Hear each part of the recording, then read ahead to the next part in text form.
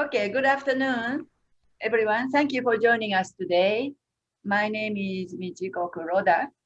I'm a visiting fellow on UN Affairs to the Center of Global Engagement. I'm also a faculty member at the International Relations and Diplomacy Program. Thank you for joining us to our International Week. Today is day 2. So today we are celebrating World Toilet Day.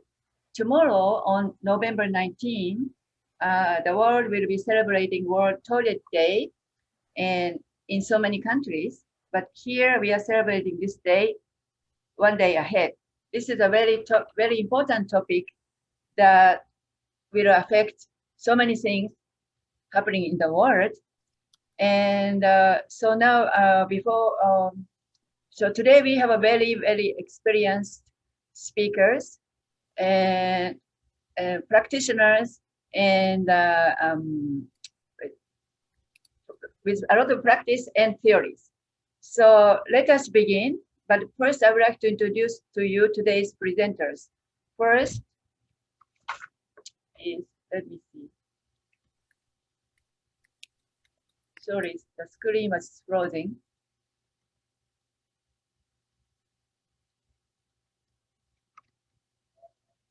The first speaker is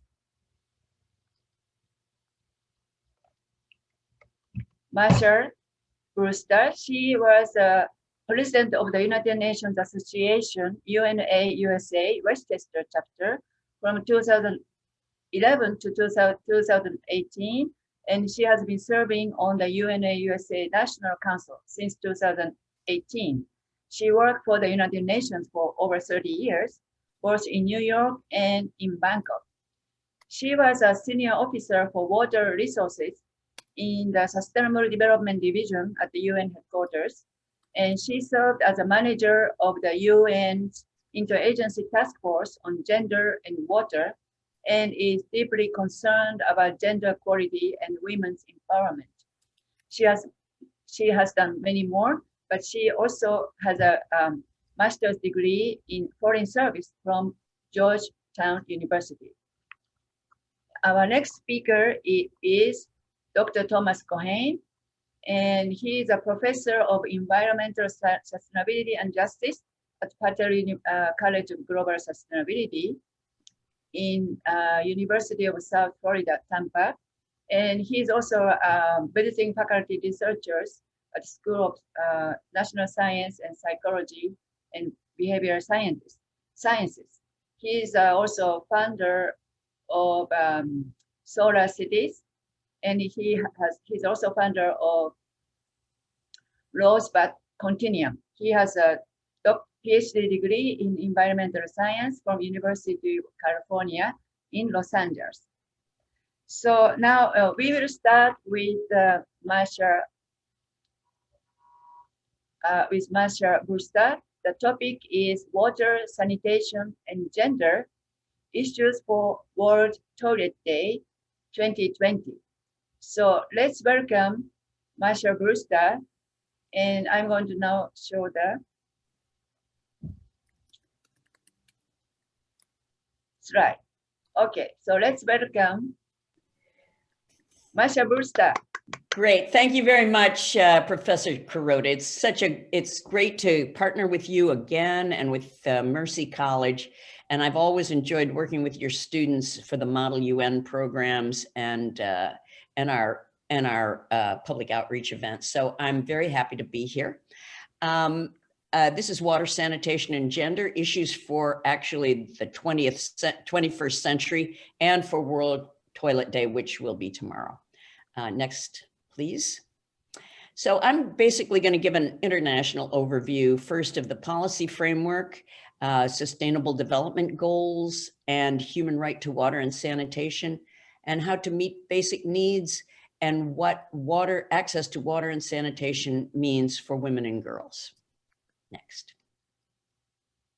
So in the international framework, access to water and sanitation, it was under Goal 7 of the Millennium Development Goals, which were adopted by the General Assembly in the year 2000 and went into 2015, and it was to reduce by half the number of people without access to water and sanitation. And then it became goal 6 of the Sustainable Development Goals, which were adopted by all 193 members of the UN in 2015, and they run to 2030. In 2010, the General Assembly adopted a resolution on the human right to water and sanitation.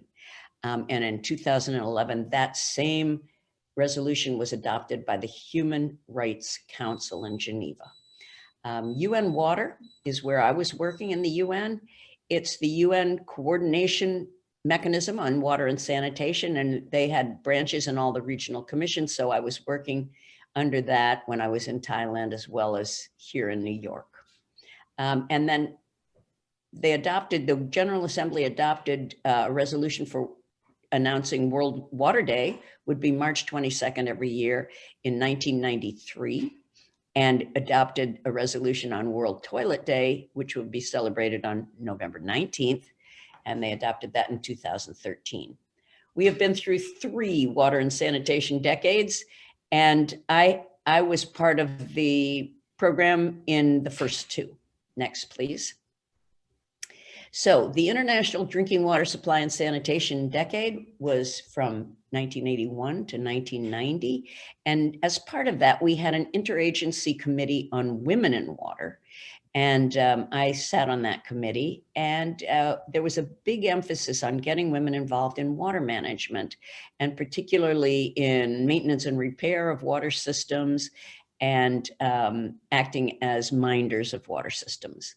The International Decade for Action Water for Life ran from 2005 to 2015. I was the focal point for that in UN headquarters, and I was the task manager of the Interagency Gender and Water Task Force. So again, there was a lot of emphasis on getting women and men involved in water management. And then currently we're in the International Decade for Action, Water and Sanitation, Water and Sustainable Development, which started in 2018. And I've already retired from the UN, so I'm just looking at that from afar.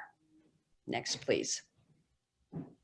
So let's look at the Sustainable Development Goals. There are 17 of these goals, as you probably know. They were adopted by all members of the UN in 2015. And Sustainable Development Goal 5 is to achieve gender equality and empower all women and girls. And I want to talk about the interconnection between Goal 5 and Goal 6. So to ensure women's full and effective participation and equal opportunities for leadership, and that certainly goes for the water and sanitation sector, and to undertake reforms to give women equal rights to economic resources and access to ownership. And this includes control over land, water, and natural resources. And that's very important because women often don't get access to water and sanitation. Next. Sustainable Development Goal 6, of course, is water and sanitation, our favorite goal. Ensure availability and sustainable management of water and sanitation for all by 2030.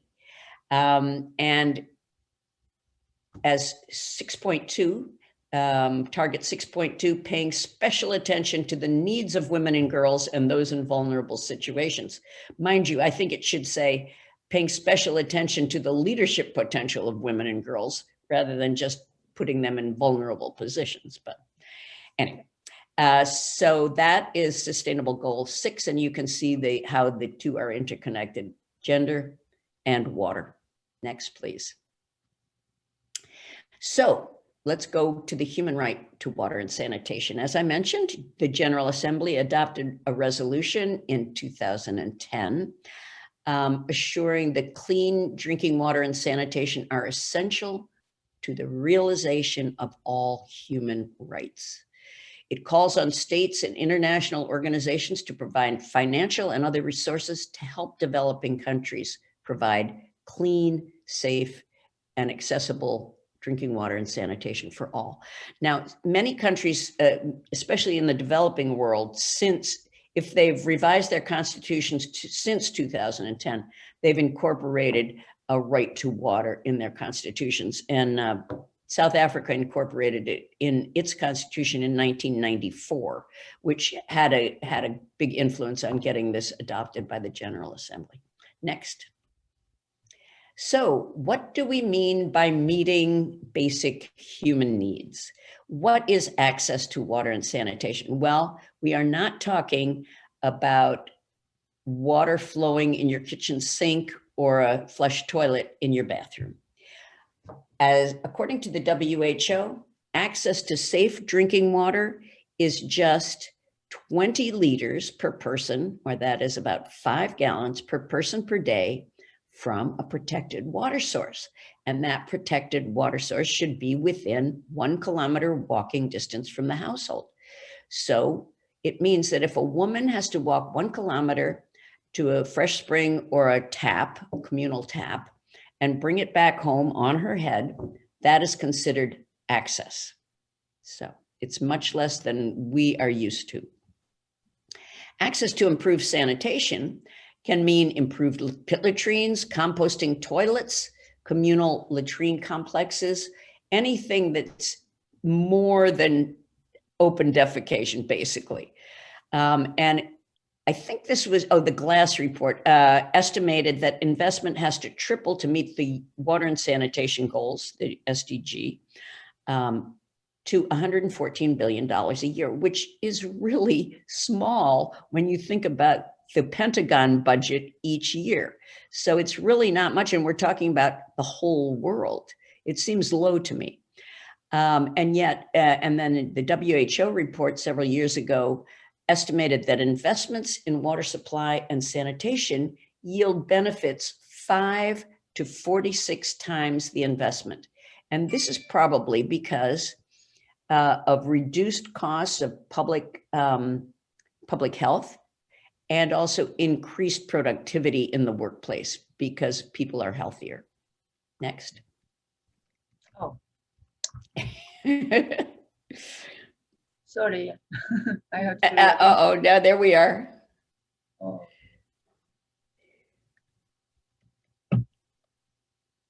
Okay, so that's meeting basic human needs.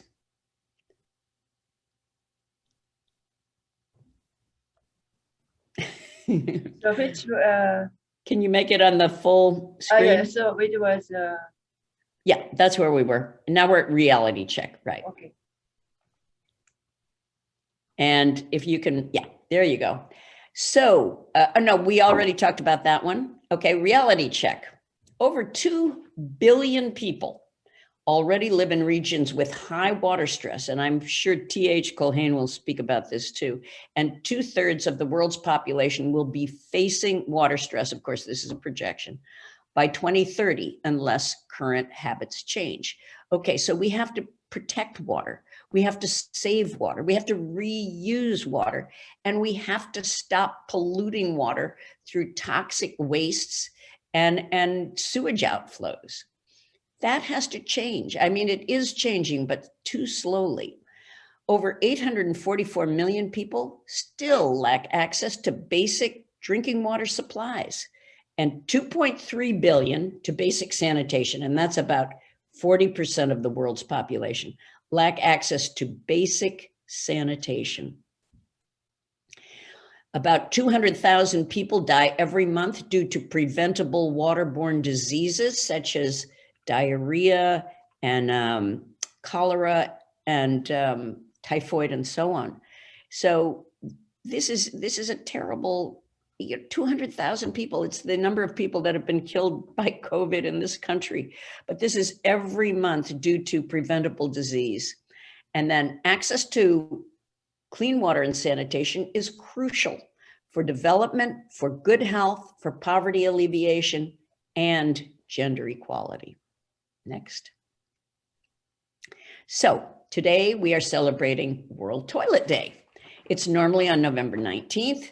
And the theme that was set by UN Water for this year was sustainable sanitation and climate change. So World Toilet Day celebrates toilets and raises awareness of the 4.2 billion people living without access to safely managed sanitation. Today, the world's toilets and sanitation systems are under threat from climate change, flooding, drought, and sea level rise can damage any part of a sanitation system, toilets, pipes, tanks, and treatment plants, spreading raw sewage and creating a public health emergency. Now, this kind of raw sewage going into the Hudson River is common in our area. It happens in Yonkers, it happens in Haverstraw, it happens in New York City. So we are not immune to this kind of climate change stress and emergency. These effects are becoming more frequent and more extreme. We must make our sanitation systems resilient to floods and sea level rise in order to prevent raw sewage from going into our waterways. Next. So, how to protect our health? How do toilets protect our health?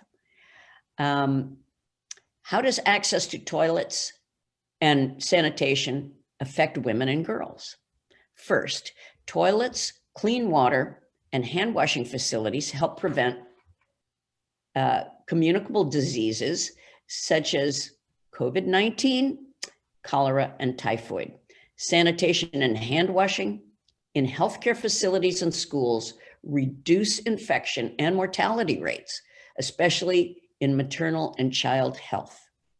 Secondly, water and sanitation in schools, now lacking in 40% of the world's schools.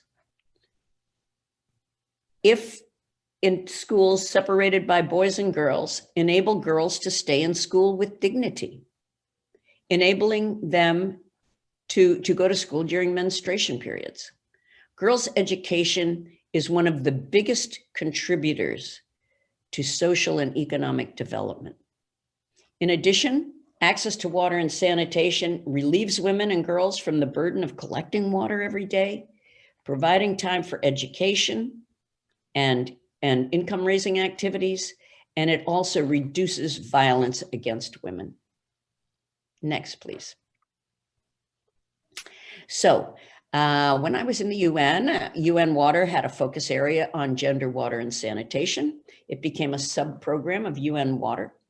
And the goal was to ensure the participation and involvement of women in all water-related development activities. By the way, that picture is of a village in Chile, and the woman in the middle with the dark glasses on was the head of the water committee, and it was a very well-functioning water and sanitation committee. Next, please. So why focus on gender, water, and sanitation? And I've already alluded to some of these, but women had 1/3 of the world's households. They are generally responsible for providing food, water, sanitation, and healthcare for their families. It's also been found that women are responsible for producing 60 to 80% of the food in most developing countries. When the men are out in their irrigated fields producing food for the market or crops for the market, women are producing food in small plots by the household. And they devote great amounts of time and energy locating and transporting water. Women care very much about the systems working, and yet they have very little say in what type of facilities they receive. Next. So empowerment of women related to water and sanitation takes many forms. The sociocultural empowerment of women is improvement of their self-image and dignity. It makes a difference to have a toilet rather than having to defecate in an open field. They are recognized as farmers and community leaders. Secondly, political empowerment. Women have gained leadership positions in local government, water user groups, and various types of local women's groups, and they can influence decisions and the way decisions are made on the type of facilities they have in the village. Economic empowerment. Adequate water for irrigation and small enterprises, and less time spent hauling water frees women from a lot of unnecessary burdens. And physical empowerment, accessible water and sanitation, reduces the physical burden, improves health and personal security.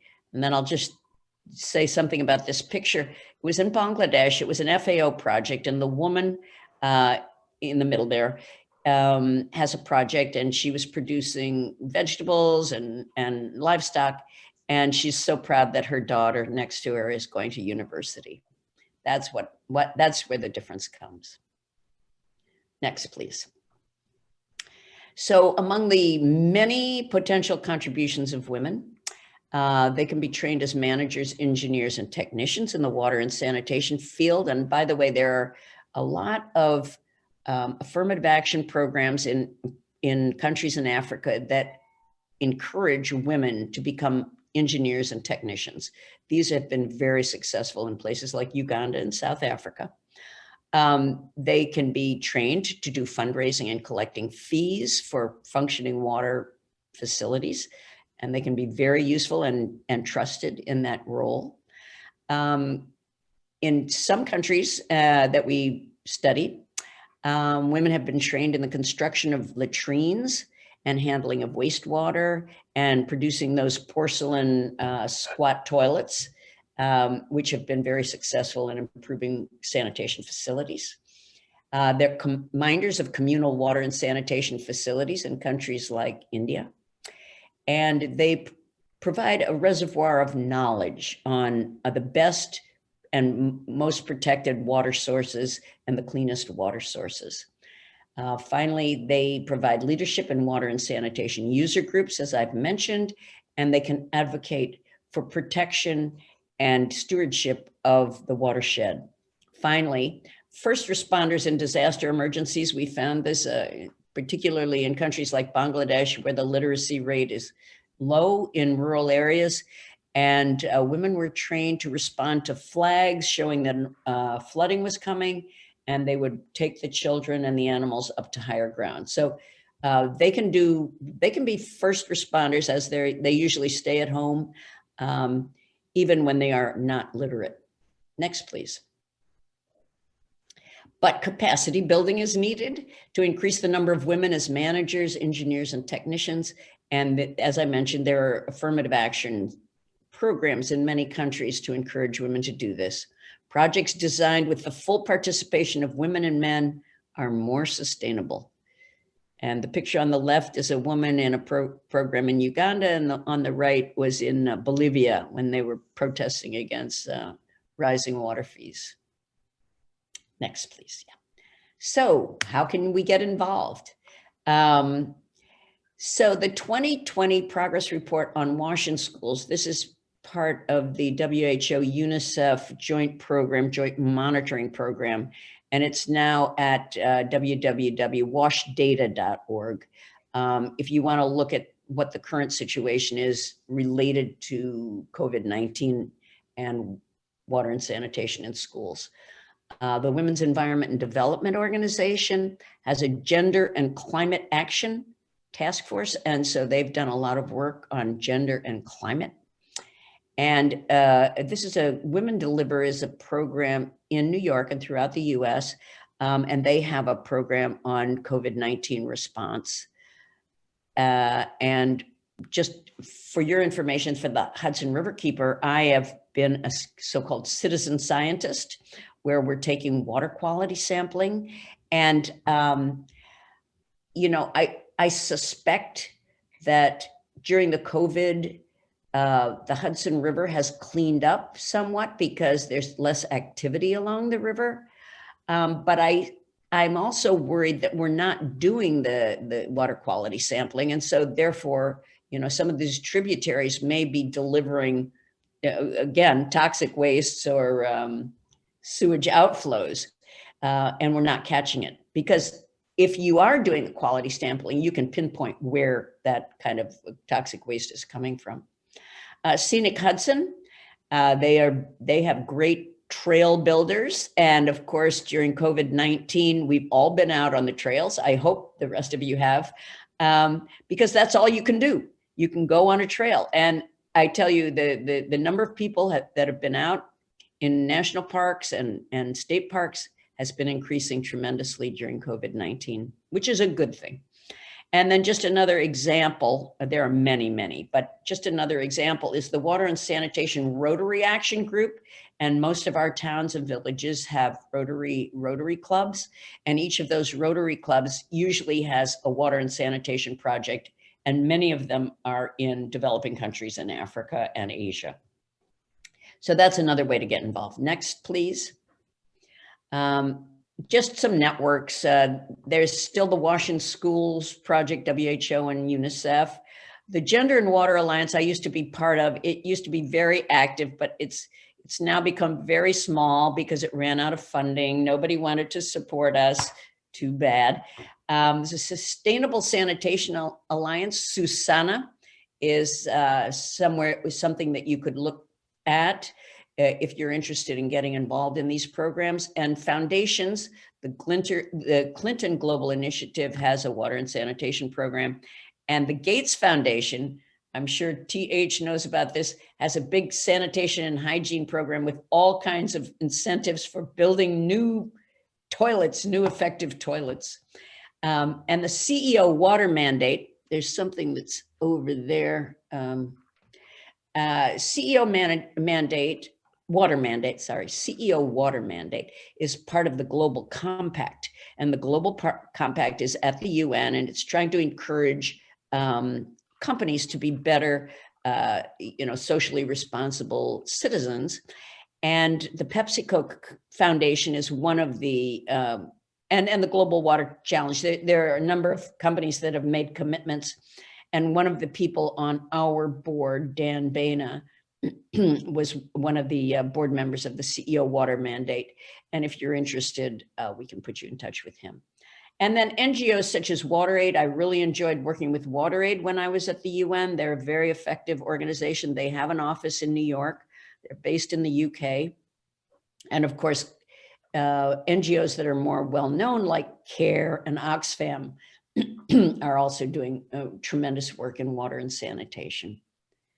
So I hope you get involved.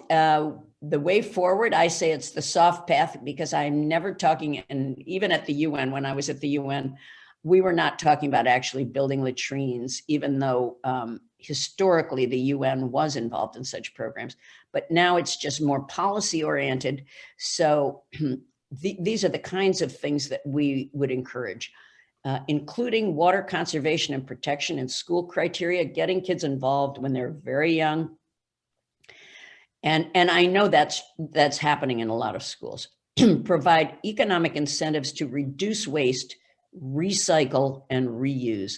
I'm afraid we're still far behind on trying to conserve water in this country, and especially in places like New York with adequate water supplies, but we really need to improve recycling and reuse of water. Building capacity among women and men in engineering and technical fields, as we've mentioned, and improving efficiency and reducing losses in water distribution and sewage systems.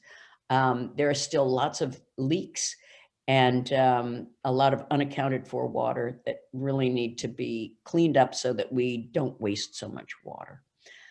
Finally, raising awareness through advocacy and campaigns such as Wash in Schools, global water conferences, TV and social media, and universities like Mercy College, and involve local leaders and women as role models in campaigns to restore our respect for water. So thank you very much for your attention. I appreciate it. And Michiko, I think there's one more slide. Okay. Sorry, I got stuck. She got stuck. It's okay. It just says thank you. Just and it has the websites. That's all. That last one is just just has UN Water, UNA USA, and Sustainable Development Goal 6. But I'm sure you can all find these easily. So thank you very much for your attention. And I look forward to listening to T.H. Culhane talk about biodigesters. Well, thank you so much, Marcia. You're for welcome. very powerful presentation.